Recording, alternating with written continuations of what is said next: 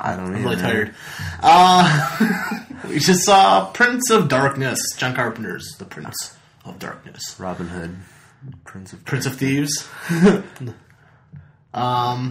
Meh. Yeah. Meh. Yeah. You know what? It started out promising. Yeah, I liked the science mingling with religion aspect of it. That was kind of cool.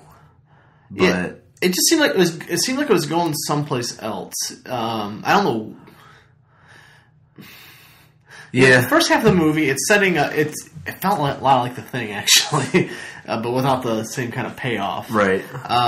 You have this group of scientists, investigating this thing. In this case, it's a vat of green goo that is apparently Satan's son, and it starts possessing. It possessed like one person, and it kind of spreads like a virus. So yeah, and I don't know. It starts to be just kind of like a zombie movie. It becomes I won't say I love zombie movie. I won't say it devolves into a zombie movie because I love zombies, but not much interesting happens after the first initial. Whoa, what are these people doing to each other? Like converting, like spraying whatevers into other people's mouths and also turning them into mindless Satan followers. Mm-hmm.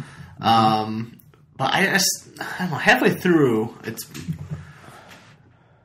I was just like, it lost me. It was like once the exposition was done, dude. I don't think the exposition was ever done. But I mean, like the initial the beginning exposition where it's like this is they could go to the religion church. and then it's like it's spitting out all these equations, and like that's what I was like. This is kind of cool. This is neat. It's an interesting take, and then it just kind of stops, and it ends up being just this typical like possession, survival kind of thing, and that's where it kind of lost me because it became very typical. Like the second half of the movie, they locked themselves. The survivors locked themselves into separate rooms, basically, and nothing happens while they're in those rooms. I mean, that's just a basic narrative. It's people have to do something to progress the story, but nothing's progressed.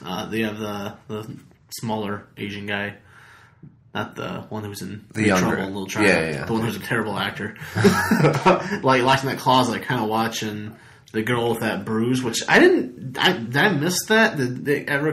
Is it just that one scene where the other girl notices it? Yeah, I don't think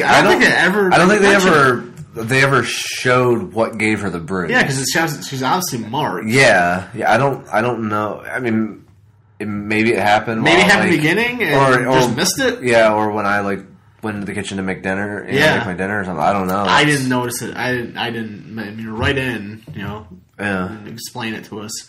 But it just kind of came out of nowhere. Yeah, it's like all of a sudden, she's the chosen one. She's gonna turn into Satan's child and release the devil into the world by pulling him through a mirror.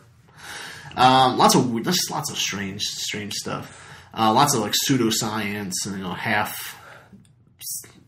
Things that are scientific terms but not used properly. Right, like the carbon dating. We had because when they're like, I got to finish the carbon dating. You're not going to believe it. It goes back to like 7 million years, and I looked over at Adam, and I was like, can carbon dating go back that far? Look it up. So I looked it up, and it sure doesn't. It doesn't even go back a tenth of that. I mean, all that stuff was like that. You have PhDs in physics who don't know what Schrodinger's cat is. So there's lots of silly stuff. It's like jargon. It's almost like jargon to kind of fill in the holes. Yeah, to make it sound. Yeah. It's like if we talk about this stuff in the movie, people aren't going to know. Yeah, we're just going to throw all these words and terms out. We're going to talk fast. Makes it sound scientific. Scientific, and it kind of covers up a lot of this, like, what the hell's going on aspect of the movie. It reminds me of, like... Just pull a fast one on the audience. It's not logical. This is like going way out of left field, but in Elf...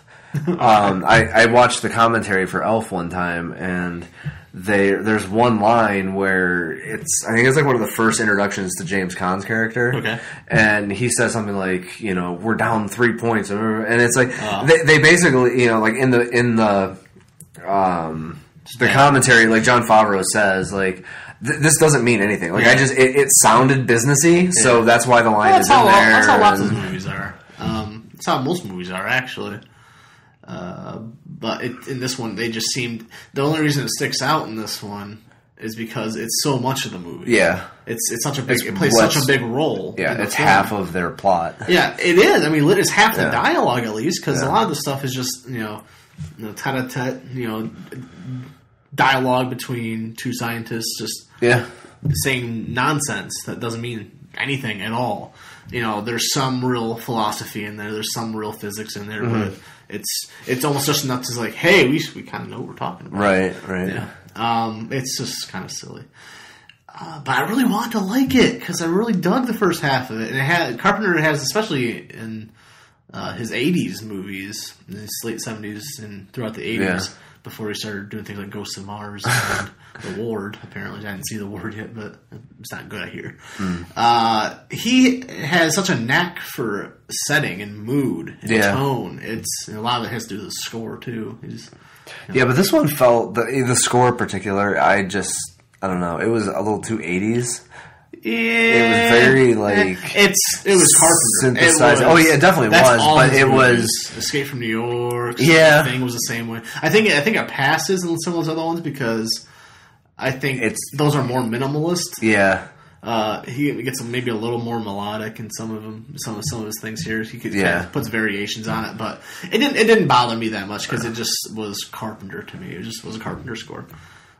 They can be really good or really kind of cheesy. And when they're cheesy, it works in some movies. Like Escape from New York, it really works. That's a cheesy movie. But this one, it wasn't his best score by any means, but it didn't bother me too much. It didn't take me out of it. All right. Favorite scene? Favorite scene? I know mine. Go ahead, do yours first. I've got a couple to think about. Alice Cooper stabbing some guy with half of a bike. That was funny. Just because as soon as I saw him holding a bike and then they were surrounding him, I was like, that'd be awesome if they beat him to death with the bike. And I didn't that. Yeah, because I didn't realize it was half a bike when I was looking at it. I just thought the other half was hidden in the darkness or something. It was just the wheel. And he just stabs him with the part of the frame. Ran him through. Yeah, that was pretty awesome. It's tough to say what my favorite scene is. I'm not sure if I really have one. I think I kind of liked the dream sequence a little bit, even though it was very simple. Yeah. It was just basically it was shot on what seems to be a home video. Yeah, it's definitely a recorder. And it's just a pan of the front of the church, and it reveals the. Yeah, and I like too how each person's dream reveal a little bit more. You couldn't really hear the dialogue being said, over it until there's this weird transmission overlaid on. Yeah, and I thought that kind of played in. We talked about that too. Played in with the idea of fatalism and being able to tell the future. They did, as much jargon as there was in there, they did kind of set up the fact that this is all kind of lined up and is going to happen, regardless. Right. So it just, because it's coming from the future, being transmitted into their subconscious it was kind of neat. It was different. Yeah. And it was a little unsettling. I thought them spraying stuff in people's mouths was kind of funny. Yeah, that was a little. The first time it happened was definitely the ceiling was pretty good. Yeah. But if you're a fan of Carpenter's other movies, give it a check. Check it out. It is streaming on Netflix. So if you have a subscription, it's whatever. It's an internet that works. Yeah, an internet that works. Yeah, ours is working right now. Yeah, right now. Right now. But it's an hour 40. It's not a huge investment. No. And I'm glad we watched it tonight because tomorrow we're going to see The Thing. Not Carpenter's The Thing, however. And not the original The Thing, but the remake of the remake. Which is in theaters tomorrow. October 14th, right? Tomorrow's the 14th. So we're going to go see that tomorrow, and then we'll record our thoughts, probably on the road. So we get a little variant. You won't see this lovely set tomorrow, but maybe I don't know. Maybe we'll do something fun. Yeah, he agrees. I'm tired. I'm gonna go watch hockey. Then I'm gonna go to bed. But we'll see you tomorrow.